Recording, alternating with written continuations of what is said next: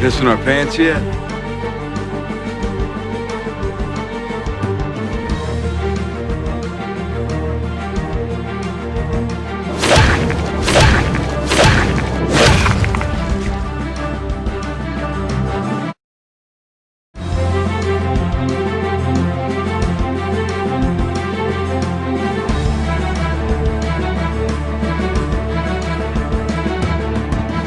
What's up, everybody? It's the Air Lord. Welcome back to another Walking Dead vlog. I guess two in the course of the intermittent period between two different Walking Dead episodes. This is another question that I have on my mind for this second half, and something I hope is answered before the second half of Season 7 is completed. The other major question I had that I addressed in a vlog the other day was concerning Dwight turning against Negan and joining Rick's team. Bit of a spoiler alert, but most of this does happen in the comic books because Daryl is not a character in the comics.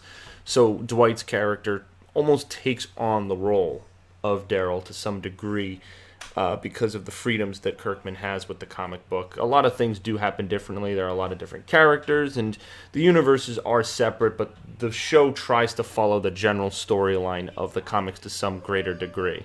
So, basically, this next question that I'm going to pose to you guys, and I'm also going to discuss a little bit right now, is whether you think Rick will come into contact with the Oceanside by the end of this season. Now, I don't know if Tara will actually say anything to Rick about the Oceanside, particularly because we know from the title of episode 6 that she swore not to say anything. She was almost killed on the assumption that she would say something, and she swore to Sydney that she wouldn't tell. Now, they dedicated an entire episode to this, and not many people were happy, and it was probably people's least favorite episode, from the season 7, particularly because it was only Heath and Tara that we focused on as characters, and these are characters that are newer, and we are introduced into an entirely different world as well at the same time. So Tara doesn't exactly have a reason to tell Rick about the community because she did keep an oath and a promise originally, but now given the situation that they're in where they're building an army to fight back, and especially with the deal they made with the Junkyard Scavengers that they need to give them guns if they're going to fight their fight, I think the Oceanside is a perfect place to get guns from. They had quite the impressive weapons locker. Most, if not all of those women had firearms. Not sure how they did, seeing as they live in a coastal area in Virginia, but still, I feel like Tara was exposed to much of their culture. It was all women, and I don't know, how it'll come into play that their support will be needed in the war. They're known to shoot people who invade their lands, anyone, whether they're friendly or not, on sight because of what the Saviors did to them.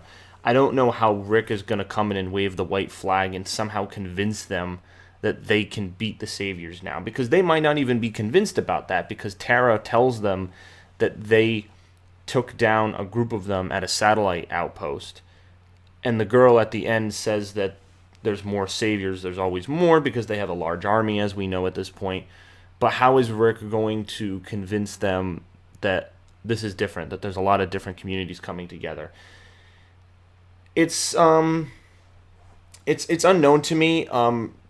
One thing that's giving me some hope that they'll appear in the second half is that Scott Gimple discussed the possibility that this would happen. He talked about the Oceanside having some vital information that will be important to Rick specifically, and so that he didn't say that they would come up in the second half, but he alluded to the fact that they have, that they will be important, and that something that they have will be important to Rick. So, two communities that aren't in the comics at this point for the war right now, Oceanside and these Junkyard Scavengers, it's still a question mark as to what their role is going to be in the war. Can we even trust these Junkyard Scavengers? I've been seeing some people suggesting that these people might not be the most trustworthy, but for the tone of episode 10 seemed to indicate that they are. And at this point, if they don't know the Saviors, if they're not like double agents for the Saviors or something, there's really, for them, if they're scavengers and they just want resources, this is the best deal. Father Gabriel explains to them that joining with Rick, they will be rewarded more than they can imagine, because the Saviors have so many communities and have amassed such an army of wealth that they will get some of that if they conquer them and defeat them. So, to me, I don't see why they would betray Rick. Some people have been saying that they might. Also, the leader of the group is Jadis, which is almost like a girl's name for, it's like Judas would be the guy's name version, then Jadis would be the girl version. So is Judas, as the story of the Bible goes, Judas was the disciple that betrayed Jesus in the New Testament. So I don't know if that's like a biblical reference as a way of saying that she will betray Rick. I don't know. I mean, I don't know why. Again, there's no reasoning to it. There's as far as I can see, they're scavengers who live in a junkyard they waited for somebody to take the resources off that boat so they could just take it back for themselves. But obviously Rick has offered them a different angle and says, well, you can have some of those supplies, but if you want the rest and you want some more, we've got a big offer for you on the table. So it wouldn't make sense for them to turn against Rick, because they'd be losing their offer. They'd be helping the Saviors if they were to do that, and they wouldn't really get much in return. And the Saviors would probably enslave them too, because the Saviors aren't really interested in recruiting people exactly. They're more interested in enslaving communities and making them pay up in resources. So, and these scavengers don't look like the type who even do that kind of thing. So, certainly not the Oceanside either. So, I have to imagine maybe in episode 12, after episode 11, where we deal with the possibility of Dwight turning, his relationship with Negan, things that go on with Eugene. That'll be this coming week's episode. And then possibly 12, we might see this from Tara. The description for episode 12 says that an Alexandrian has to make a morally difficult choice. Will that be Tara? I have no idea. We still have episodes 13, 14, 15, and 16 to go, so there's time for this to happen. What I imagine happening is that Carol will eventually probably find out about Abraham and Glenn being killed. She'll go to Ezekiel, and that will rally the forces of the kingdom. So that's how I imagine that'll happen. The Hilltop, there's already volunteers from the Hilltop, who want to fight. So Gregory saying no really doesn't make a fucking difference, because most of his people have already said that they want to join Rick. So he doesn't. His pussy attitude really doesn't affect anything.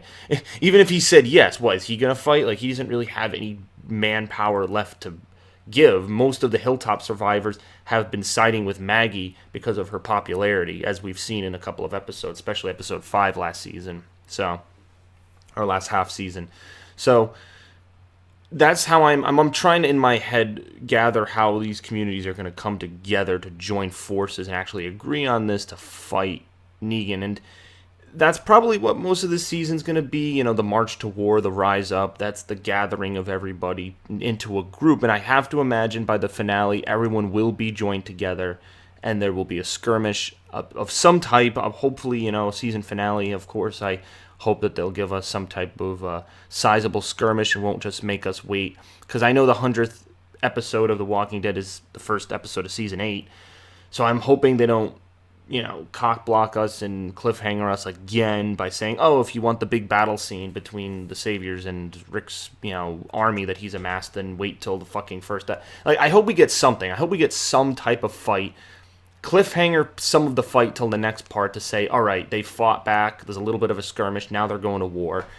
That's what I imagine this will be. The final episode will be the march to war, and then Negan will say that this is all-out war and that everyone's fighting, basically. And that's season 8 entirely is all-out war and both sides going at it.